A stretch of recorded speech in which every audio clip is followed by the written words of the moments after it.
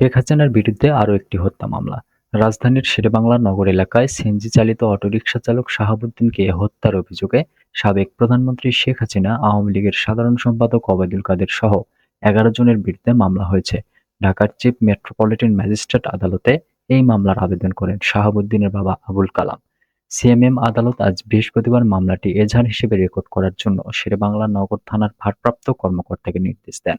মামলার অপর আসামিরা হলেন সাবেক আইনমন্ত্রী আনিসুল হক, স্বরাষ্ট্রমন্ত্রী আসাদুজ্জামান খান কামাল, পররাষ্ট্রমন্ত্রী হাসান মাহমুদ, তথ্য ও সম্প্রচার প্রতিমন্ত্রী মোহাম্মদ আলী আরাফাত, সাবেক প্রধানমন্ত্রী শেখ হাসিনার উপদেষ্টা সালমান এফ রহমান, পুলিশের সাবেক মহাপরিদর্শক চৌধুরী আবদুল্লাহ আল মামুন, ঢাকা মহানগর পুলিশের সাবেক কমিশনার হাবিবুর রহমান, অতিরিক্ত কমিশনার মোহাম্মদ হারুনুর রশিদ ও যুগ্ম কমিশনার বিপ্লব কুমার সরকার।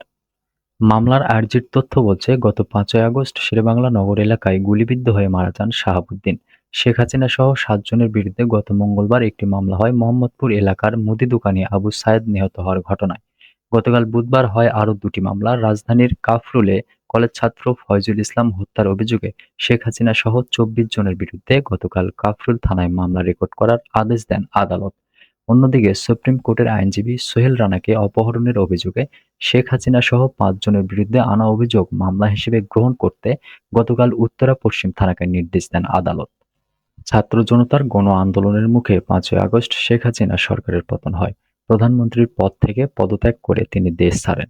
এখন তিনি ভারতে অবস্থান করছেন।